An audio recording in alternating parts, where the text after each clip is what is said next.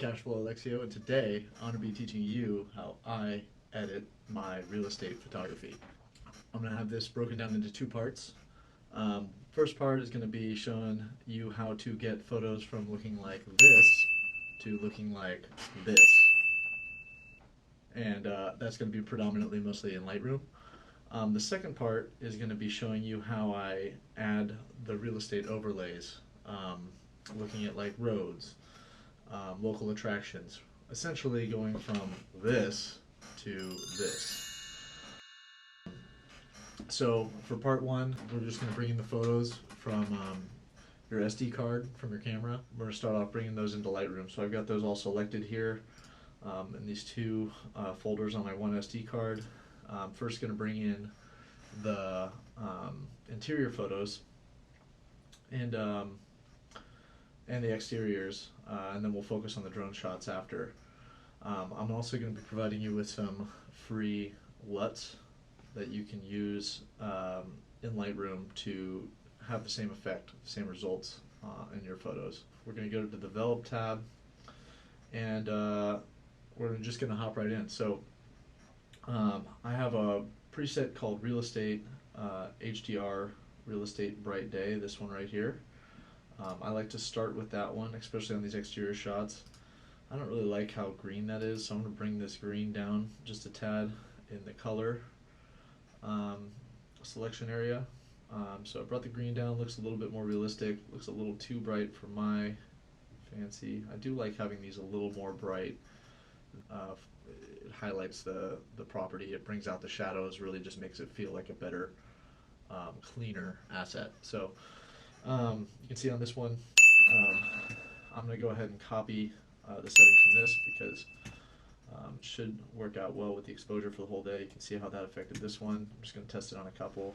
A little blue, let me see what I can do. Bring down the blues just a tad, not too much. I do like having them a little bit. Okay, copy that, bring it over to this one. Okay, and essentially what's going on here is it's pretty much bringing the shadows all the way out, bringing the whites down, blacks up, and the highlights down. We're really making this look pretty HDR so you can see the details. This is a really nice property. The address is 3347 A Street in South Park.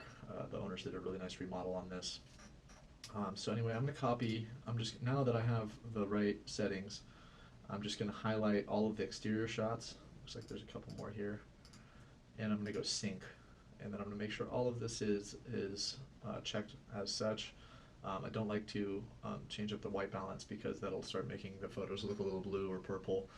So let's see how this works. You can see it kind of just went, and now all of these other photos that I haven't even touched yet are now brought up to speed with the new HDR Bright Day preset and the minor tweaks that we had with the green and the blue.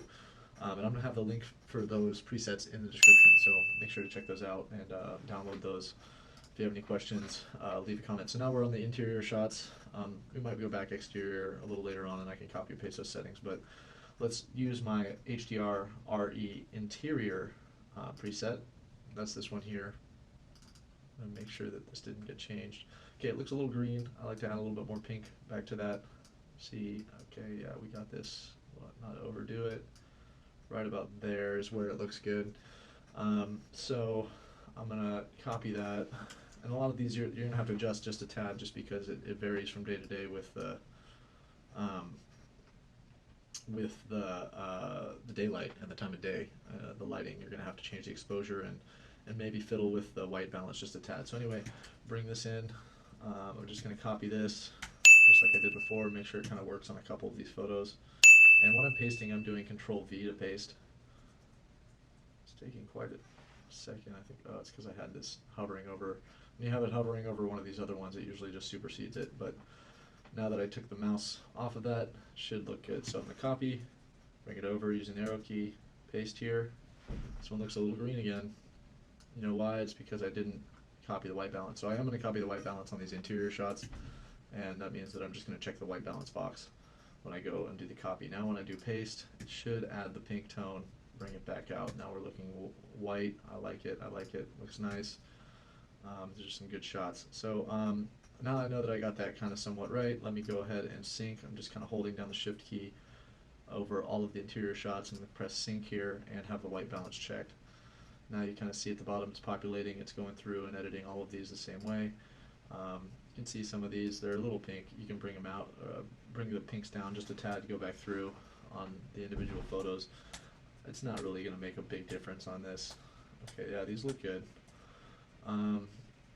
Sometimes, like this one for example, where the edge is a little, it's a little curved or not quite straight, you can come down on individual ones to the transform tab and click auto, and auto will automatically correct the edges for you. It shouldn't get dark like that, that's just Lightroom glitching a little bit, but auto, it will re-straighten these edges. You see how these ones, it's really nicer when they're straight and flattened out. Auto will usually do the trick, but if not, you can come in with the guided brush, and I usually try to pick out 2 of these lines, and it's going to straighten those out for you. So now you got a really nice and straight perspective room. Looks like this one needs a little help too. I'm just going to go on 2 of these angles, and let's see if I can just do it with these 2. Yeah, that one did a pretty good job too. Sometimes it distorts it too much, but we got a lot of photos in here. Typically, some of these looking down, there's nothing you can do with those. You know, we've got other photos of these rooms where the lines are lined up. Let's see here. Okay, we're going to try to do this entire tutorial start to finish within an hour. This one looks like it could use some help. Go ahead and do guided, bring that down. I'll find this one here. A little bit of distortion. I don't like how the fridge is poking out. I'm just going to go back to how it was. Okay, so we're looking good here. This one here looks a little warm. Bring that down a tad, add a little pink. Okay, now we're back to some exterior shots again. You know, I'm just actually going to go back to the front, copy the settings we started off with, and bring those over so it's uniform. Okay, so now we got some exterior. Like it just changes it just a tad there. I'm going to go back and look and see if we have any more exterior shots. We do towards the end here. I'm just going to finish all the exteriors and sync those across the board. Make sure I don't get the white balance. Okay, and we got some more interior shots here, so I'm just going to bring these over from the old interior, copy those settings. I'm going to copy the white balance because remember we were a little off on the tint. Paste that here. Okay, it's going to be a little. You see, it was a little blue. And bring the temperature up just a tad, and add a little bit of pink, not too much. That looks natural. Okay, and how are we looking on luminance over here? Yeah, I like having a little bit of luminance. It's going to help hide the cracks and the imperfections on the walls. Okay, these look good. A little pink there. Just going to see what happens if I don't copy white balance. This over, and it looks a little green. We're just going from different rooms that have different exposure settings, so let's see, I'm going to add more here. I'm going to copy that white balance and see what that does here. I think that will help a lot. A little too bright, too much brightness. Copy that. I think this is going to look good across the board. I'm just going to test it with a sync, make sure white balance is checked, and watch it do its magic on all of these photos. Now I'm just going to start at the beginning and go through each one and make sure it's not absurdly wrong. Make sure that the angles, you see this one here, were tilted to the side. I'm just going to go down to that transform again area, try auto. Auto looks like it did a pretty good job. This is nice. I like what they did with this place. Alright. Nice, nice. Very nice. Let's do auto adjust. Okay. Auto. I see sometimes I just prefer it without the auto adjust. Let's see what this one looks like. That looks good. Auto. Really this is just bringing out these lines and making them straight. Too much. Sometimes it doesn't get it right. Probably guide it and do it manually. Now we're looking perfectly straight. I'm going to give it a little bit of pink too. Alright.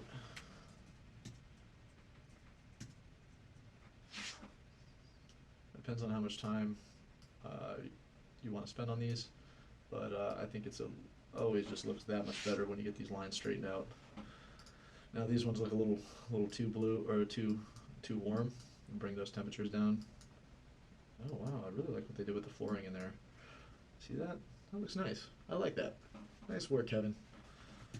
Alright. Still a little pink here. I'm going to bring a little bit more green in. There we go, that looks nice. I just think it looks a lot cleaner when you get those whites.